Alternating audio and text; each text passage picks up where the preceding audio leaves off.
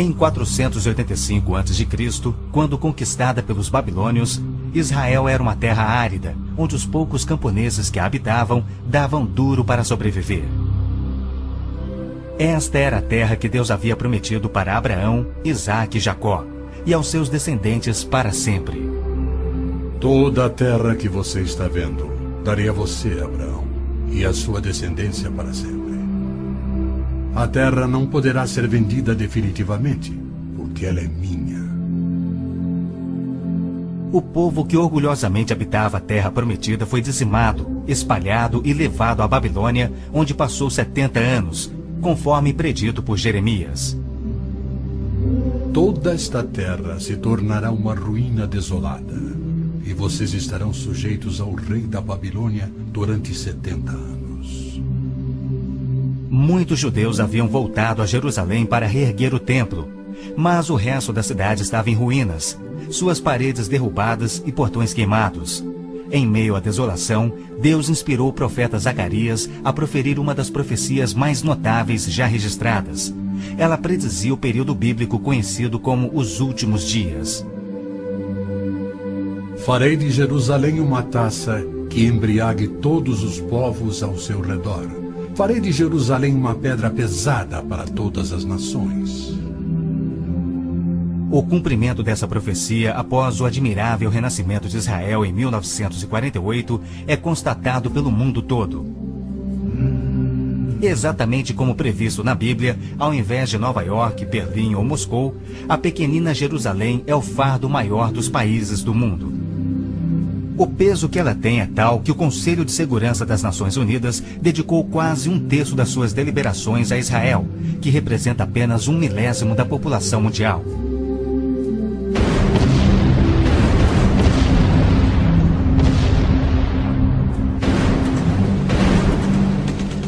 Jerusalém não seria o problema número 1 das Nações Unidas se a nação de Israel fosse facilmente intimidada, mas os seus militares são os melhores do mundo. Naquele dia farei que os líderes de Judá sejam semelhantes a um braseiro. Eles consumirão todos os povos ao redor. O Senhor protegerá os que vivem em Jerusalém.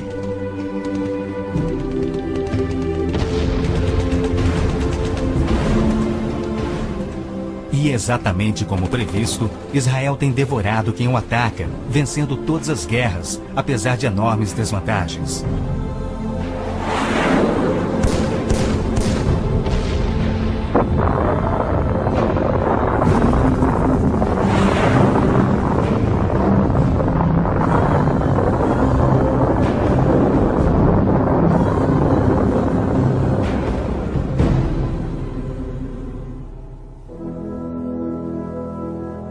O anjo Gabriel revelou a Daniel que Jerusalém seria reconstruída e que após 483 anos viria o Messias.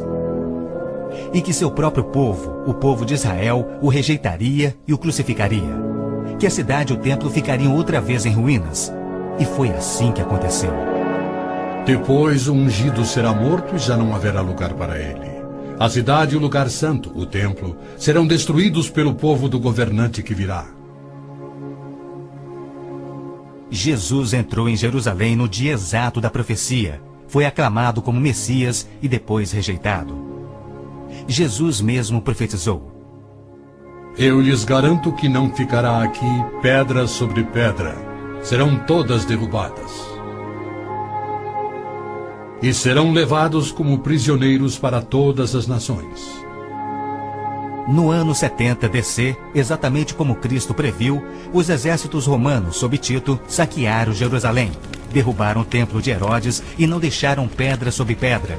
Mais de 1 milhão de judeus foram mortos e o remanescente espalhado pelas nações. Vocês serão desarraigados da terra em que estão entrando para dela tomar posse. Então o Senhor os espalhará pelas nações, de um lado ao outro da terra. Os profetas de Israel também previram o antissemitismo, que perseguiria os judeus por toda parte. Vocês serão motivo de horror e objeto de zombaria e de riso para todas as nações. Espalhados entre as nações, Os judeus têm sido odiados, perseguidos e mortos como nenhum outro povo, enquanto a estéril terra de Israel permaneceu de luto. Após sua visita em 1867, o escritor Mark Twain escreveu: Delaney, a terra em que os anjos cantaram não é habitada por criatura alguma. A Palestina se recobre de pano de saco e cinzas, desolada e sem beleza. Em outra de suas profecias admiráveis, Jesus declarou: Jerusalém será pisada pelos gentios, até que os tempos deles se cumpram. Jerusalém foi disputada por todos os grandes povos da história. Babilônios a dominaram, depois os medo-persas. Alexandre o Grande tomou a Palestina para os gregos em cerca de 300 a.C. Depois foram os egípcios, seguidos pelos assírios e então os romanos. Invasores islâmicos se apoderaram dela, mas foram depostos nas cruzadas. Mais tarde, os mamelucos islâmicos do Egito a tomaram. Depois, os turcos otomanos reinaram por 4 séculos. E ao longo destes séculos, os judeus ali viveram e sofreram. O pleno cumprimento das profecias bíblicas sobre Israel, Jerusalém e os judeus é a prova incontestável da existência de Deus e da veracidade bíblica. Muitos pensam que as cruzadas católicas libertaram a Terra Santa para os judeus, quando, na verdade, massacraram os judeus e tomaram a terra para a Igreja Católica. O Papa Urbano II, que organizou a primeira cruzada, desafiou seus seguidores a seguirem a estrada para o Santo Sepulcro, tomando a terra daquela raça malvada e sujeitando-a ao seu domínio. Hordas de voluntários, ostentando a bandeira da cruz, massacraram os judeus, a linhagem terrena de Cristo. Isso por todo o trajeto a Jerusalém. O líder da cruzada, Godofredo de Bouillon, jurou que se vingaria pelo sangue de Cristo, matando até o último dos judeus. Ao tomarem a cidade de Davi, seus homens perseguiram os judeus até a sinagoga e atearam fogo nela. Os papas subsequentes trataram os judeus como leprosos sem qualquer direito. Entre estes, Pio VII, Leão XII, Pio VIII e Gregório XVI. O abuso de Hitler contra os judeus alemães antes da Segunda Guerra descortinou um antissemitismo fervilhante que se estendeu por todo o mundo. Ao navio transatlântico St. Louis, abarrotado com 1.100 refugiados judeus, foi negado acesso a todos os portos nas Américas do Sul, Central e do Norte. 700 destes tinham vistos de imigração para os Estados Unidos, porém o presidente Roosevelt os enviou de volta para morrerem nos fornos de Hitler. Até mesmo a Suíça rejeitou os judeus, devolvendo-os aos seus assassinos, e serviu como banqueira de Hitler, guardando para os nazistas bilhões de dólares em ouro e dinheiro roubado das vítimas judias. No final da Segunda Guerra, a promessa de Deus de retornar o seu povo à Terra Prometida parecia mais absurdamente ilógica do que nunca. 6 milhões de judeus perderam a vida no Holocausto de Hitler, um fato que muitos continuam a negar. Embora Adolf Eichmann relatou, enquanto prisioneiro, que o massacre dos judeus foi o maior de todos os crimes, a maior dança funesta da história da humanidade.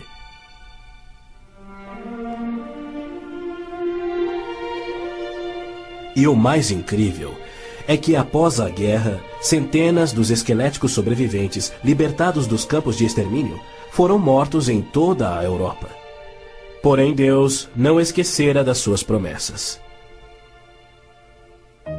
De 1945 a 1948, apesar de um cruel bloqueio naval inglês, 10 navios antigos contrabandearam 70.000 sobreviventes do Holocausto para dentro da Terra Prometida. Nas palavras de um dos sobreviventes, os velhos navios e a frota britânica eram ameaças menores que a vida na Europa. Pela primeira vez em anos tínhamos um propósito: a criação de um Estado judeu. Milhões de judeus têm voltado a Israel oriundos de mais de 100 países. A existência de Israel hoje, na Terra Prometida, é incontestavelmente uma obra de Deus. Vejam, eu os trarei da terra do norte e os reunirei dos confins da terra. Aquele que dispersou Israel o reunirá. Em novembro de 1947, as Nações Unidas adotaram a sua Resolução 181. Ela dividia a Palestina, dando 18% aos judeus e 82% aos árabes. E tornou Jerusalém uma cidade internacional que, conforme o Vaticano também insistiu, nunca poderia ter domínio judeu. O mundo árabe rejeitou esta resolução e exigiu toda a Palestina. Até hoje, nenhum mapa árabe admite a existência de Israel.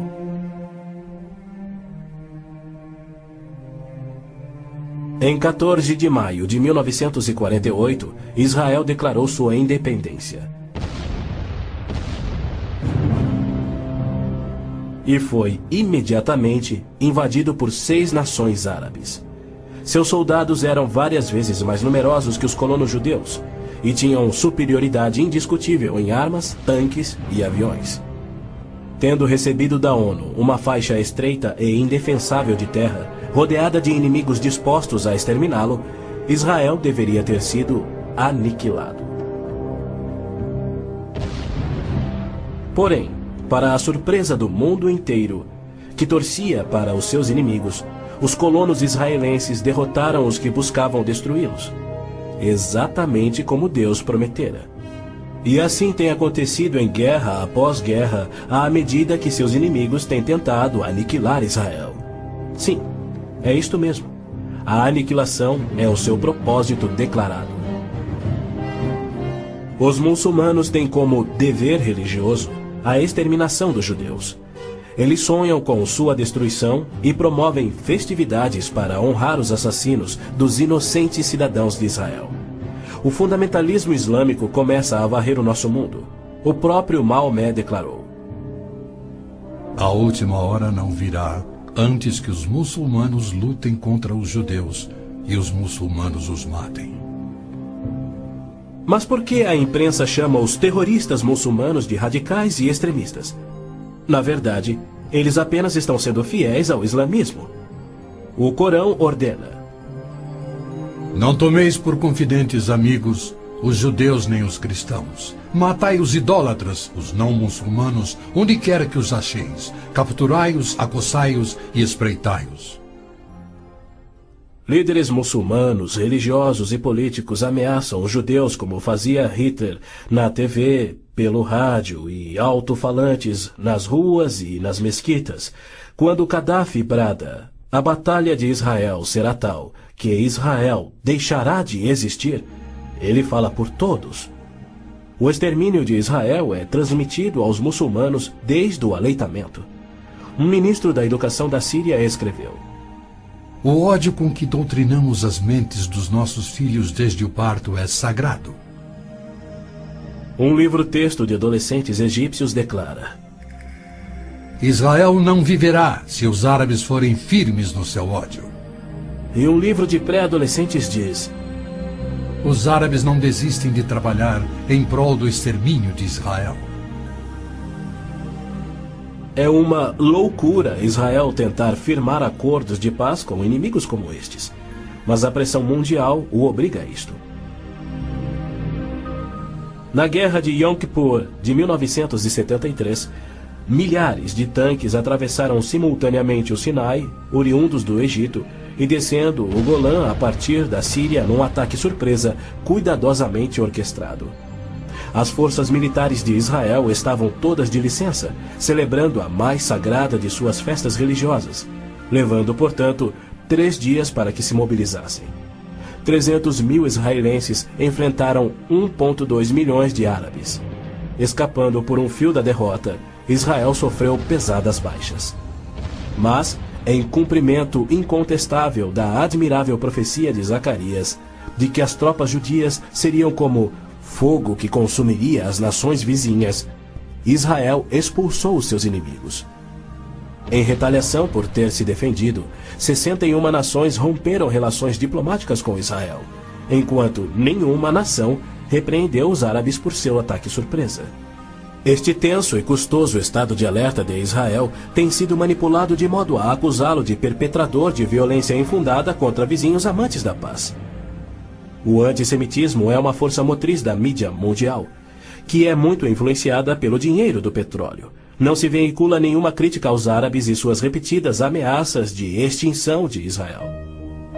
Quando Israel deportou 400 terroristas do Hamas e do Jihad Islâmico por terem matado e mutilado centenas de seus civis, foi criticado pela mídia internacional e censurado pelas Nações Unidas. Mas quando o Kuwait deportou 300 mil palestinos, em sua maioria civis inocentes, a mídia fez pouco caso e as Nações Unidas ignoraram o fato. As Nações Unidas são flagrantemente pró-árabes e contra Israel.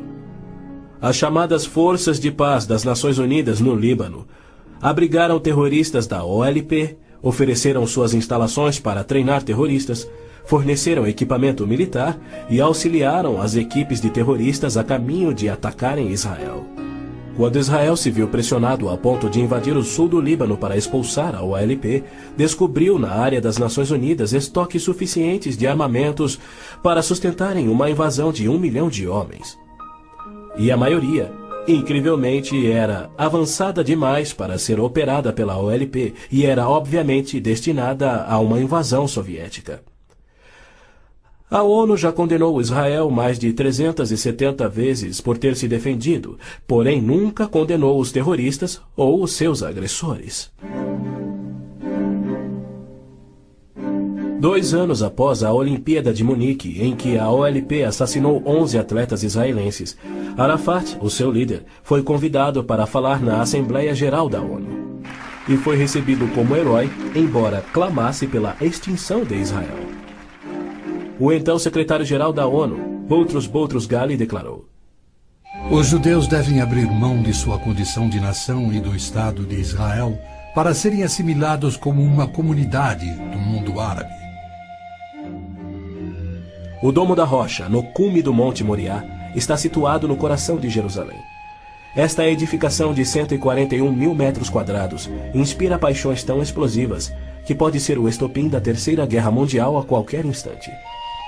Foi ali que Abraão obedientemente construiu um altar e colocou sobre ele o seu filho Isaque, disposto a oferecê-lo como sacrifício a Deus.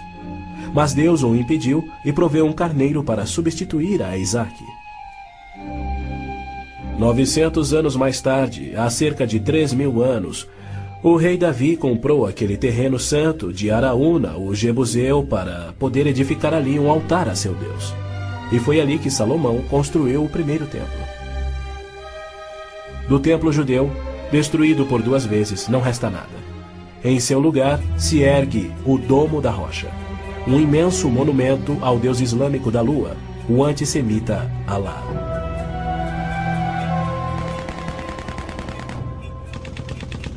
Em 1967, quando Israel capturou o leste de Jerusalém e junto com ele o Monte do Templo, isto parecia contradizer a profecia de Cristo de que Jerusalém seria pisoteada pelos gentios até a sua vinda.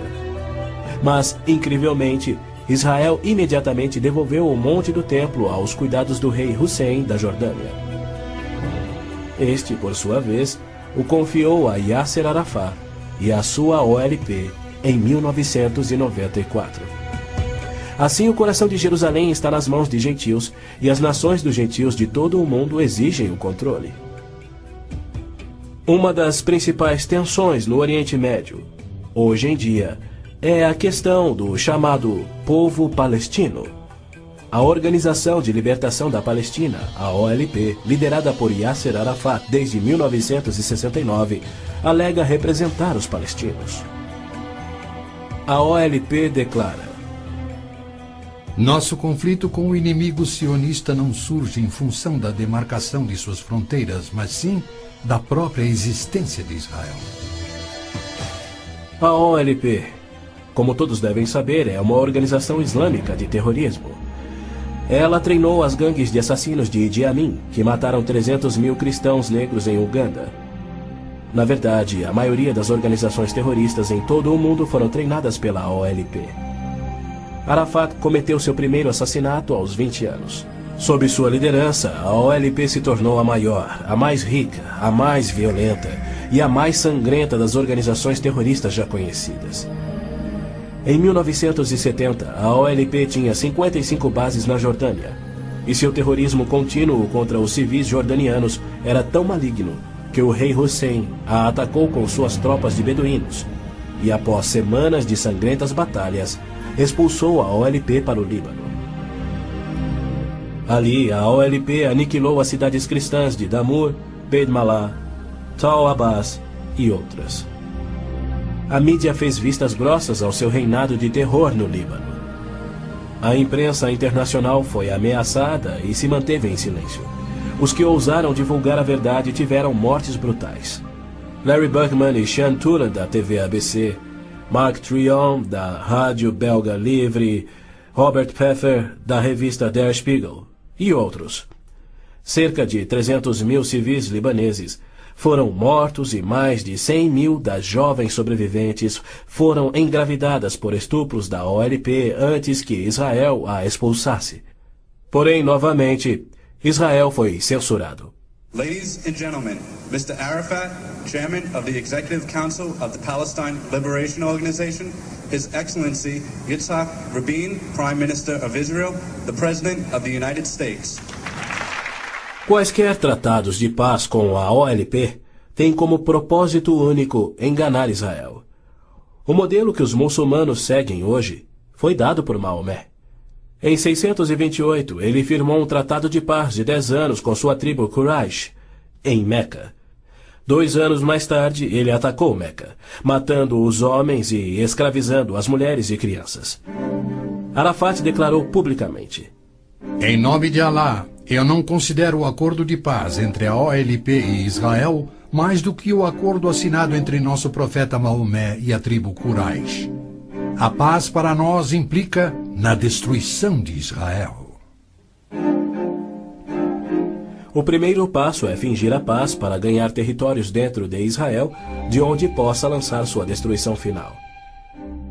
Por incrível que pareça, Arafat e seus assassinos da OLP têm sido eximidos e celebrizados pela mídia mundial. Este criminoso, impiedoso e sadista recebeu um prêmio Nobel da Paz e é honrado como campeão da justiça em prol do oprimido povo palestino. Palestinos? Nunca houve palestino, seja povo, nação, língua, cultura, religião ou economia. As alegações de serem descendentes de um povo palestino que supostamente habitou uma terra chamada Palestina por milhares de anos não passa de uma mentira intencional. A terra era chamada Canaã e era habitada por cananeus. E o que fora Canaã tornou-se a terra de Israel quando Deus a entregou ao seu povo. Porém, uma história revisada que oculta a verdade é promovida nas melhores enciclopédias e livros, incluindo publicações cristãs.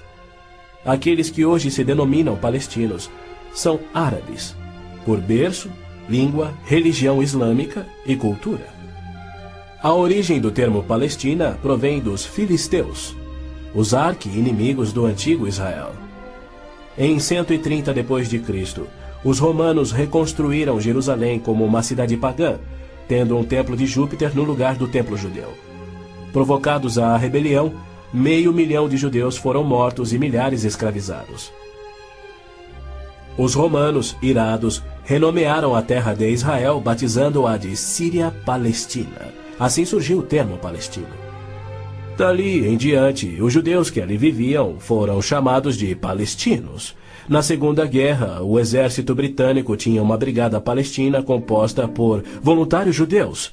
A Orquestra Sinfônica da Palestina era de judeus, assim como o Palestine Post era um jornal de judeus. Em 1948, árabes fugidos de Israel começaram a alegar que eles eram os verdadeiros palestinos e que a terra de Israel sempre lhes pertencera. E a mídia mundial promove essa mentira. Mas a verdade é que em 1948 os árabes ocupavam meros 3% da Palestina. Enquanto que a posse de Israel data de 4.000 anos de quando Abraão adquiriu a caverna Macpela em Hebrom. Ali Abraão sepultou sua esposa Sara, e ali estão enterrados Abraão, Isaque, Rebeca, Jacó e Lia. Em Hebrom, Davi foi coroado rei. É um lugar sagrado para os judeus e não tem nada a ver com os árabes ou com o Islã. E ainda assim os muçulmanos ignoram a presença contínua dos judeus por 3.000 anos e dizem que Hebrom é sua. Construíram uma mesquita e estão determinados a expulsar todos os residentes judeus. Há meio século, o mundo convive com o problema de centenas de milhares dos autodenominados refugiados palestinos da guerra pela independência em 1948. Em mais uma mentira típica, a mídia internacional acusa os judeus de impiedosamente desalojarem a população nativa. Mas, na verdade, foi o alto comando árabe que os instruiu por rádio a deixar rapidamente a Palestina enquanto eles massacrariam os judeus. Uns 350.000 fugiram. Muitos ficaram. Os que ficaram hoje são cidadãos israelenses e atualmente compõem uns 16% do eleitorado de Israel. A Jordânia anexou o território palestino designado pela ONU, expeliu todos os judeus, destruiu as sinagogas judaicas e renomeou de margem ocidental as terras conhecidas por Judéia e Samaria desde os tempos bíblicos. Apesar dos milhões de dólares em jazidas de petróleo e uma área terrestre 700 vezes maior do que a de Israel, as nações árabes se recusam a aceitar quaisquer refugiados de 48 e a dar-lhes vida normal. Somando milhões devido à sua alta taxa de natalidade, hoje eles são restritos a vergonhosos acampamentos de refugiados em Gaza, Jordânia, Líbano, Síria e na margem ocidental. Estes infelizes são mantidos assim para que seu infortúnio seja exibido como propaganda. Por outro lado, o recém-formado Estado de Israel, cuja população somava 600.000, absorveu rapidamente 820.000 refugiados judeus que fugiam das terras árabes, onde por 13 séculos, desde o advento do islamismo, eram sujeitados a surras e cusparadas nas ruas e mercados. Centenas foram brutalizados ou mortos pelos muçulmanos em surtos imprevisíveis de violência e tiveram suas posses confiscadas. O renascer de Israel propiciou um refúgio acolhedor para o qual fugiram. Israel já assimilou milhões de imigrantes. Mais de 1 milhão de refugiados ficaram sob o domínio de Israel nos acampamentos em 1967, na Guerra dos 6 Dias. Israel lhes oferece terras estatais, eletricidade, água, esgoto, pavimentação e escolas, e já construiu 9 complexos residenciais para abrigar 10.000 famílias. As nações árabes, incrivelmente, se opõem ao auxílio que Israel oferece aos seus refugiados. Ainda mais incrível é que as Nações Unidas adotam anualmente as seguintes surpreendentes resoluções. A Assembleia Geral exige que Israel desista da reintegração dos palestinos na faixa de Gaza. A Assembleia Geral conclama novamente a Israel para que se retraia de quaisquer ações destinadas à reintegração dos refugiados palestinos. Se formos analisar a história, Jerusalém sempre foi a capital de Israel e seus reis. Hoje em dia, cedia ao seu parlamento. Porém, embaixadas estrangeiras se situam em outros pontos. Segundo o ministro das Relações Exteriores do Vaticano, em visita a Israel em 98, a presença de Israel no lado oriental de Jerusalém constituía uma ocupação ilegal. Em março de 1999, Israel foi advertido que a União Europeia não reconhecia a sua soberania sobre Jerusalém. Numa bula papal do Jubileu de 2000, o Papa João Paulo II rejeitou novamente a soberania israelense sobre Jerusalém. Em fevereiro de 2000, o Vaticano assinou um acordo com a OLP, no qual se pedia garantias internacionais de que Jerusalém fosse mantida sob controle internacional. Os maiores inimigos de Israel são o Islã e o catolicismo romano. João Paulo II tem calorosamente recebido o fascínora Yasser Arafat, diversas vezes, até mesmo quando estava no auge de sua carreira como um dos assassinos e criminosos mais notórios do mundo. É claro que João Paulo II tem piamente condenado o antissemitismo, como lhe cabe fazer. Porém, ele se limita a se desculpar por atos cometidos por filhos e filhas da Igreja. E ele nunca, jamais, admitiu que os judeus e evangélicos martirizados na Inquisição o foram por política oficial da Igreja e seus papas. Roma insiste até em nossos dias que os católicos e não os judeus são o povo escolhido por Deus. Por exemplo, em 1928, um decreto do Vaticano se referia aos judeus como povo anteriormente escolhido por Deus.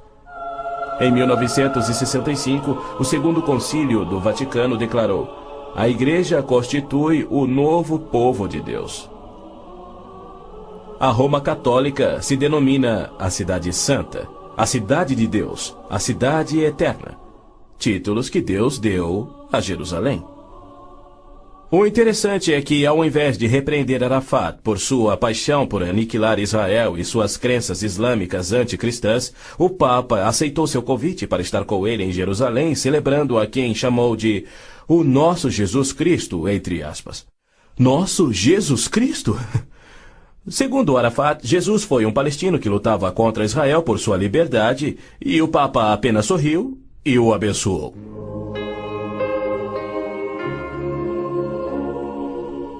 Os judeus culpam a Cristo e aos cristãos pelo antissemitismo do catolicismo romano.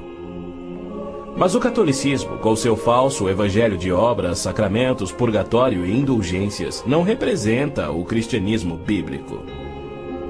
Nenhum cristão verdadeiro poderia ser antissemita. Jesus foi um judeu. Inclusive, a Igreja Católica matou muito mais evangélicos do que judeus. O Papa Inocêncio III massacrou por completo a cidade de Béziers, na França. Morreram cerca de 60 mil cristãos albigenses. E segundo o Papa, foi o auge do seu papado. Os exércitos dos papas levaram um século para exterminar os albigenses e o mesmo destino foi imposto aos valdenses, huguenotes, husitas e outros. No massacre de São Bartolomeu foram chacinados 70 mil huguenotes, mais 200 mil foram mortos depois e 500 mil fugiram da França para salvar a vida. E como estes, há muitos outros exemplos. Hitler não assassinaria os 6 milhões de judeus se os séculos do antissemitismo romano não tivessem preparado o caminho. Em 26 de abril de 1933, Hitler relembrou aos representantes do Vaticano, Bispo Börning e Monsenhor Steinmann, que por 15 séculos Roma considerara os judeus parasitas a serem exterminados, e que ele lhes oferecia uma solução final para o problema dos judeus. Antes de se tornar o Papa Pio XII, o cardeal Eugênio Pacelli, núncio papal da Alemanha, entregou dinheiro do Vaticano a Hitler para formar o partido nazista. Ao se tornar Papa, Pacelli enviou uma mensagem de apoio ao Führer.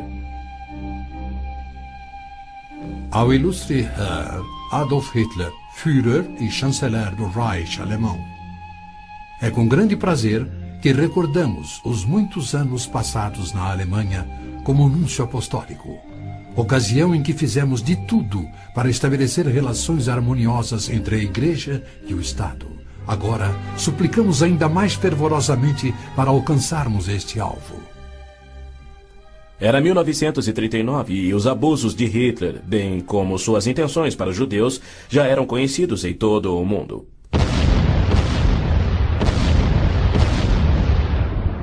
Foi em janeiro daquele ano que Hitler declarou que a guerra resultaria na, abre aspas, exterminação da raça judaica, fecha aspas. Die Völker noch einmal in einen Weltkrieg zu stürzen, dann wird das Ergebnis nicht der Sieg des Judentums sein, sondern die Vernichtung der jüdischen Rasse in Europa.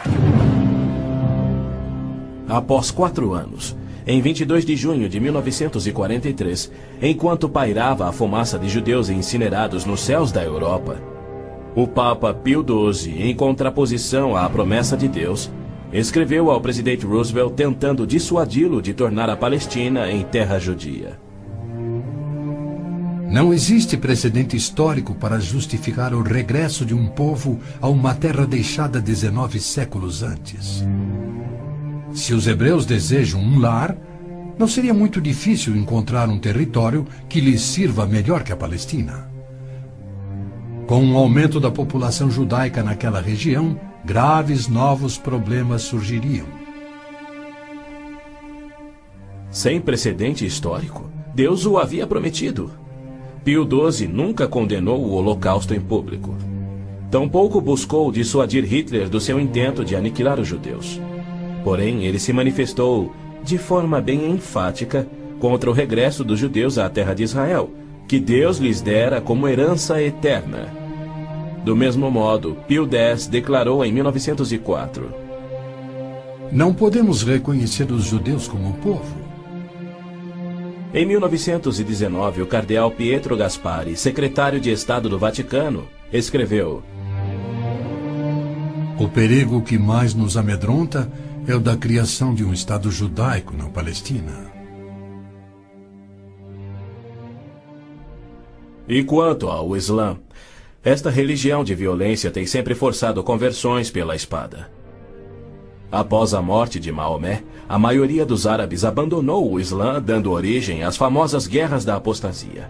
Abu Bakr, o primeiro califa a suceder Maomé, matou dezenas de milhares de ex-muçulmanos buscando reimplantar o Islã.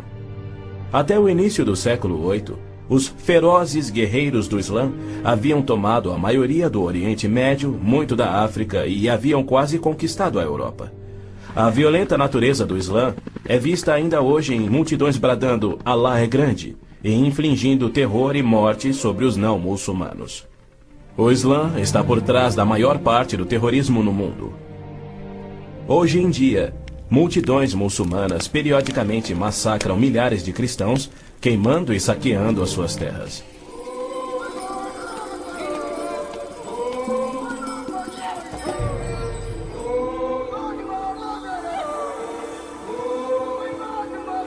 No sul do Sudão, milhões de cristãos negros estão sendo privados de alimento, escravizados e até mortos pelo governo islâmico do norte. É verdade que os judeus foram mortos durante as cruzadas, mas isso foi contra o ensinamento de Cristo e seu divino exemplo. Já os terroristas muçulmanos matam como forma de obediência a Allah, em obediência ao Corão e ao ensino e exemplo de Maomé. Qualquer estudioso muçulmano concordará ser o dever sagrado de todo muçulmano em todas as eras praticar guerra santa o quanto for possível para forçar o mundo inteiro à submissão ao Islã. O Corão mantém mais de 100 versículos sobre lutar e matar neste propósito. Porém, a mídia internacional insiste em descrever o Islã como religião pacífica. Tony Blair, o premier britânico, classificou o Islã dizendo ser sinônimo da paz, tolerância, além de uma força para o bem. Muitos políticos de destaque no Ocidente têm elogiado o Islã e seus caminhos pacíficos, e líderes religiosos também.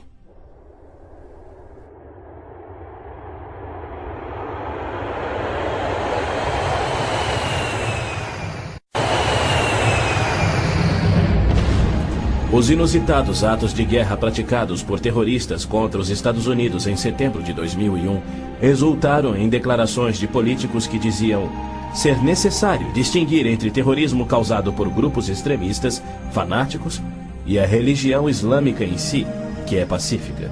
O escritor Tom Clancy disse que o Islã, como religião, não promove a violência. Uma declaração incrível frente aos ensinos contidos no Corão, os de Maomé e a violência contínua que historicamente caracteriza o avanço do Islã. Esta é a visão romântica do Islã que encoraja o terrorismo. Para esses criminosos, Arafat é a prova viva das recompensas conferidas aos que aspiram ao terrorismo. Ele é o mais vil e bem-sucedido terrorista da história. A OLP detinha o recorde do maior sequestro aéreo, 4 aeronaves numa única operação, apenas igualado em 2001. o maior número de reféns, 300 pessoas na mesma operação e outros recordes que se mantêm até hoje. O número de pessoas baleadas num aeroporto, o maior resgate pago, $5 milhões pagos pela Lufthansa. A maior diversidade de alvos, 40 aeronaves de passageiros civis, 5 navios de passageiros, 30 embaixadas ou missões diplomáticas, além de incontáveis fábricas, depósitos de combustível, etc, etc, etc. Ao invés de ser julgado como réu em corte internacional, assim como os nazistas e líderes sérvios, os sangrentos atos de Arafat atraíram a ONU, a União Europeia e incontáveis líderes políticos e religiosos para o seu lado contra Israel e lhe outorgaram o Prêmio Nobel da Paz. O que confere a pilotos habilidosos a coragem e o ímpeto de se apoderarem de jatos comerciais e arremetê-los contra edifícios civis ou militares. Ou outros que se suicidam explodindo ônibus em Tel Aviv. Somente uma coisa: a garantia islâmica do paraíso para os que morrem na jihad.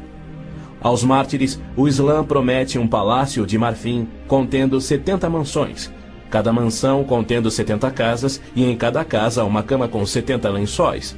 E em cada lençol uma linda virgem que recupera sua virgindade a cada vez que o mártir a possui. Lhe é prometido que o seu apetite para o sexo e alimento será igual ao de 100 homens. Os meninos muçulmanos ouvem essa promessa desde a infância. Ela lhes confere a coragem inconsequente que os faz treinar e executar ações terroristas suicidas para infligir morte e destruição sobre os chamados inimigos de Alá. Quando este mundo reconhecerá que o Islã é que é o culpado?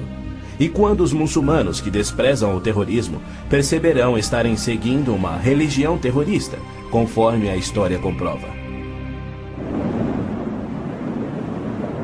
Os muçulmanos têm continuamente se torturado, se combatido e se matado. Nos 8 anos de guerra entre o Irã e o Iraque, foram usados milhares de toneladas de gás venenoso e as mortes somaram mais do que as da Primeira Guerra Mundial. Nos territórios da OLP tomados de Israel, não há liberdade de consciência, de expressão, de religião ou de imprensa e nem voto democrático. E isto caracteriza todos os países islâmicos. Na Arábia Saudita, no berço do islamismo, não se admitem judeus. Cidadania é privilégio muçulmano. É vedada a construção de templos que não sejam islâmicos e, segundo a lei universal do islamismo, a pena de morte é oficial e é destinada ao muçulmano que se converte a qualquer outra religião. Não se pode carregar uma Bíblia nas ruas da Arábia Saudita ou realizar estudo bíblico em seu próprio lar. Mas o Islã é a religião que mais cresce no Ocidente. Na Inglaterra, congrega-se mais em mesquitas do que em templos cristãos. Da mesma forma, muitas mesquitas nos Estados Unidos têm contato com bases secretas de treinamento terrorista para que a Jihad faça da América um país islâmico. O Islã rejeita o Deus da Bíblia e nega a divindade de Cristo ou que ele morreu por nossos pecados, alegando que um discípulo sósia tomou o lugar de Cristo na cruz e que Cristo foi levado vivo ao céu e que deverá voltar a esta terra para morrer um dia. O cristianismo deve ser subjugado pela força. O Corão diz: matai os idólatras, os não muçulmanos. Onde quer que os acheis, espreitai-os. Combatei aqueles que não creem em Alá. Observem bem, assim é o Islã. Porém, segundo Robert Schuller, se ele voltasse daqui a 100 anos e descobrisse que seus descendentes eram muçulmanos, ele não se importaria. Ele pregou sua mensagem de Natal em 99 na grande mesquita de Damasco, segurando a mão do grão mufti islâmico. Mais tarde, quando entrevistado por Larry King, Schuller disse animadamente ter sentido a afinidade espiritual além de uma concordância de fé e filosofia, e se referia a esse líder muçulmano anticristão. A Bíblia diz que Deus deu a terra prometida ao seu povo escolhido, os judeus. Já o Islã diz que Alá deu estas terras aos árabes. Assim se desdobra um tremendo conflito entre o Deus de Abraão, Isaque e Jacó, que ama os judeus, e o Deus de Maomé, que odeia os judeus e pede a sua destruição. O conflito real não é entre judeus e árabes, mas entre o Deus da Bíblia cujo nome é Javé, e o Deus do Corão, chamado Alá. 12 vezes no texto bíblico Deus refere-se a si mesmo como o Deus de Abraão, o Deus de Isaque e o Deus de Jacó. Então, Javé declarou a Moisés: diga aos israelitas, o Senhor, o Deus dos seus antepassados, o Deus de Abraão, o Deus de Isaque, o Deus de Jacó enviou-me a vocês. Esse é o meu nome para sempre, nome pelo qual serei lembrado de geração em geração. É Satanás que tem inspirado 3.000 anos de antissemitismo. Se os judeus fossem destruídos, o Messias não poderia nascer. Mesmo após a vinda de Cristo, se Satanás destruísse os judeus, Javé seria um mentiroso, incapaz de cumprir sua promessa de restaurar a terra a Israel, para que dali Cristo reinasse no trono de Davi na sua segunda vinda. A integridade de Deus tem a ver com a sobrevivência de Israel. Embora não conste uma única vez no Corão, há mais de 800 menções de Jerusalém na Bíblia. Dela é dito repetidas vezes ser o local em que Javé, o Deus da Bíblia, estabeleceu o seu nome para sempre. Yasser Arafat alega que Jerusalém tem sido uma cidade árabe há milhares de anos, quando na realidade ela nunca o foi. Em julho de 1889, constou no jornal Pittsburgh Dispatch que, dos 40.000 habitantes de Jerusalém, 30.000 eram judeus e a maioria do restante era cristã.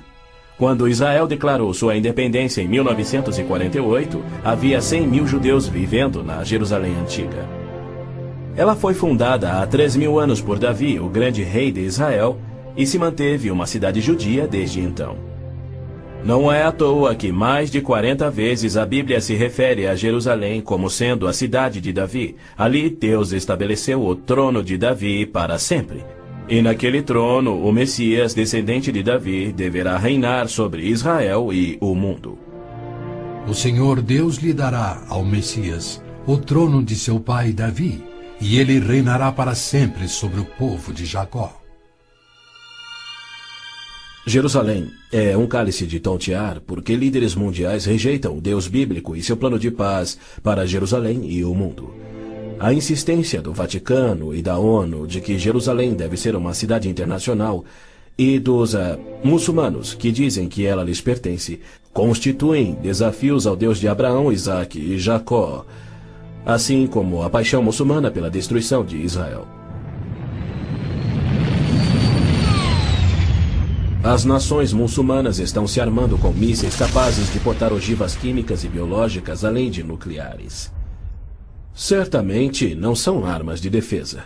Todo mundo sabe que tem um propósito único: chover morte e destruição sobre Israel. A Síria já fabricou milhares de ogivas químicas, tem vastos estoques de armas biológicas e triplicou seu poderio militar e aéreo desde a Guerra de Yom Kippur em 1973. Israel também tem armas nucleares, atualmente posicionadas em modernos submarinos, e certamente não seria vencido sem utilizá-los. Era a isto que Cristo se referia quando, numa surpreendente profecia que antevia os armamentos modernos, ele alertou sobre uma destruição tão incrível que, se ele não intervisse para interrompê-la, não restaria vida na Terra. E se aqueles dias não fossem abreviados, ninguém sobreviveria. Ninguém sobreviveria. O Armagedon é tema frequente nas profecias bíblicas. A Bíblia descreve com clareza os eventos que anteciparão o Armagedon. Milhões de judeus já voltaram a Israel depois de serem espalhados entre as nações. Eles reconstruíram Israel a partir do nada e sentem-se seguros com uma falsa paz. Com a progressão do processo dessa falsa paz, os árabes matam e queimam as casas dos árabes que suspeitam estar cooperando com Israel. Terroristas muçulmanos que matam judeus são honrados nos países árabes. Ruas e feriados recebem os seus nomes. Na virada do milênio, o Prêmio Palestino de Cultura foi outorgado a Abu Daud por seu livro no qual descreveu como planejou e executou o assassinato de 11 atletas israelenses nas Olimpíadas de Munique em 72. Ainda assim, os israelenses seguem sonhando em alcançar a paz com aqueles que juraram exterminá-los. Logo a seguir virá aquilo que Jeremias chamou de o tempo da angústia de Jacó. Exércitos do mundo, sob o anticristo, serão trazidos ao Armagedon por Javé, no intento de puni-los por terem odiado, perseguido e matado o seu povo Israel, e para disciplinar Israel por sua descrença. Você, anticristo, avançará contra Israel, o meu povo, nos dias vindouros. Trarei você contra a minha terra para que as nações me conheçam, e todas as pessoas da face da terra tremerão diante da minha presença. Reunirei todos os povos para lutarem contra Jerusalém. Depois, o Senhor sairá para a guerra contra aquelas nações. As frases "a minha presença" e "o Senhor sairá para a guerra" indicam que Deus mesmo virá salvar Israel no Armagedon. Zacarias diz: Deus virá como um homem ressurreto que foi traspassado. Este só pode ser o Messias, a quem Isaías chamou Deus poderoso, o Pai eterno. Ouça novamente as previsões dos profetas judeus sobre a rejeição do Messias, sua crucificação pelo seu povo e sua morte pelos pecados do mundo. Perfuraram minhas mãos e meus pés na crucificação. Foi desprezado e rejeitado, eliminado da terra dos viventes. Por causa da transgressão do meu povo, ele foi golpeado. Então o ungido será morto e já não haverá lugar para ele, apenas para os pecados do mundo. Em consonância com os profetas de Israel, João nos revela o Armagedon no último livro da Bíblia e nos mostra Cristo voltando do céu para destruir o anticristo, exatamente como Paulo também profetizou. Vi os céus abertos e diante de mim um cavalo branco, cujo cavaleiro se chama Fiel e Verdadeiro. Seus olhos são como chamas de fogo, e seu nome é Palavra de Deus.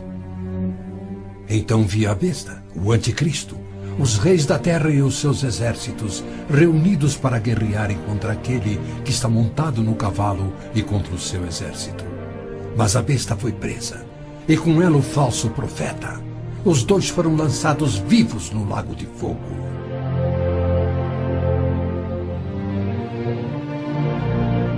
Antes do Armagedon, o anticristo irá confirmar um pacto de 7 anos, garantindo uma falsa paz entre árabes e judeus.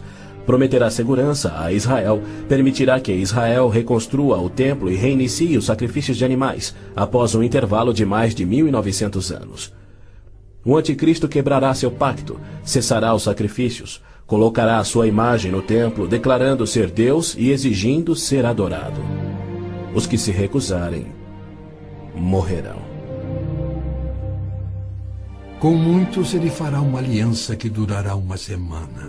No meio da semana ele dará fim ao sacrifício e à oferta. Então será revelado o homem do pecado, chegando até a assentar-se no santuário de Deus, proclamando que ele mesmo é Deus.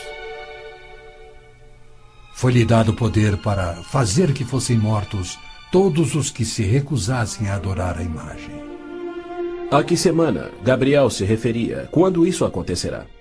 Ele disse a Daniel que após 70 semanas ou 490 anos, toda a profecia se cumpriria, Israel seria restaurado e jamais voltaria a desonrar a Deus. No final das primeiras 69 semanas de anos, ou seja, 483 anos, o Messias viria e seria morto. O tempo seria contado a partir da data em que o rei da Babilônia concedeu a autorização para a reconstrução de Jerusalém. A partir da promulgação do decreto que manda restaurar e reconstruir Jerusalém, até que o ungido, o líder, venha, haverá 7 semanas e 62 semanas. Neemias diz ter recebido autorização para a reconstrução de Jerusalém no mês de Nissan do 20º ano do rei Artaxerxes, ou seja, em 445 a.C.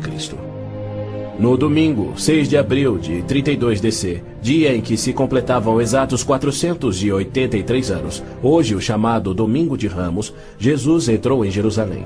Não num cavalo branco, conduzindo uma insurreição contra Roma, como os autoproclamados messias tentaram e os judeus queriam, mas num jumento, humildemente trazendo a salvação dos pecados, conforme Zacarias havia predito. Alegre-se muito, cidade de Sião. Exulte, Jerusalém. Eis que o seu rei vem a você, justo e vitorioso, humilde e montado num jumento, um jumentinho, cria de jumenta. Foi no dia 10 de Nissan, que era o dia em que os cordeiros pascais eram tirados do rebanho, que Jesus entrou em Jerusalém e apresentou ele mesmo ao seu povo. 4 dias mais tarde, quando Israel sacrificava os cordeiros, ele, o Cordeiro de Deus, cravado numa cruz, se entregou pelos pecados do mundo, cumprindo a profecia de Moisés. No 14º dia do mês, quando toda a comunidade de Israel irá sacrificar o cordeiro ao pôr do sol. É fato histórico indiscutível que Jesus entrou em Jerusalém num jumento no dia profetizado, foi aclamado como Messias, foi rejeitado por Israel e crucificado conforme os profetas haviam predito. Como resultado, foram postergados os planos que Deus tinha para Israel na 70ª semana de Daniel. Hoje vivemos na época que Cristo chamou de Tempos dos Gentios, pois Jerusalém é uma cidade internacional dominada por não-judeus. E Cristo tem construído a sua igreja, composta tanto por judeus quanto gentios que creem em seu nome. Somente quando esta igreja for arrebatada para os céus, conforme prometido por Cristo, é que terá início a 70ª semana de Daniel. Israel tem profundos problemas espirituais e morais, há hostilidade entre judeus religiosos e seculares e uma desilusão crescente com o judaísmo, especialmente entre a juventude. Israel sofre com drogas, pornografia, prostituição, juventude rebelde, estupros, roubos e assassinatos. Israel precisa se voltar em arrependimento para o Deus de Abraão, Isaque e Jacó. Mas os rabinos nada têm para oferecer aos pecadores arrependidos. Exatamente como Oséias profetizou, eles não fazem sacrifícios pelo pecado há 1900 anos, pois não têm um templo. Pois os israelitas viverão muitos dias sem rei e sem líder, sem sacrifício. Foi Deus quem profetizou essa condição. Porque ele permitiria que seu povo escolhido ficasse sem sacerdócio e sem templo no qual oferecer os sacrifícios pelos pecados que ele havia ordenado. Isso só faz sentido se o sacrifício de Cristo na cruz cumpriu todos os sacrifícios do Velho Testamento que já não são mais necessários. Caso contrário, Deus abandonou o seu próprio povo e todo o mundo sem recurso para o pecado. E isso ele nunca faria. As escrituras hebraicas contêm mais de 300 profecias, indicando quando e onde o Messias nasceria e como reconhecê-lo quando ele viesse. Cada uma destas foi especificamente cumprida ao pé da letra na vida, morte e ressurreição de Jesus de Nazaré. Se ele não for o Messias, então não existe o Messias. Pois foi Cristo que, no dia exato, revelado pelo anjo Gabriel a Daniel, entrou em Jerusalém num jumento, foi aclamado Messias, depois rejeitado e crucificado conforme profetizado. Segundo as escrituras do próprio povo de Israel, aqueles que esperam a primeira vinda do Messias já estão atrasados em 1900 anos. A única esperança de Israel está na sua segunda vinda, e podemos ter certeza de que, havendo gerado a nação de Israel, Deus irá cumprir o seu propósito. Havendo gerado a nação de Israel, Deus irá cumprir o seu propósito. Pois ele declara: Pode uma nação nascer? Acaso faço chegar a hora do parto e não faço nascer, diz o Senhor? Acaso fecho o ventre? Tragicamente, muitos judeus só crerão no seu Messias no Armagedon. Quando Javé aparecer em pessoa para salvar Israel da destruição pelos exércitos, eles reconhecerão finalmente ser o Messias, aquele que foi traspassado e morto pelos seus pecados e que ressuscitou como o próprio Messias predito pelos seus profetas, a quem rejeitaram. Então todos os judeus ainda vivos irão crer. Mas para todos aqueles, judeus e gentios, que morrerem sem crer nele, tragicamente não restará esperança.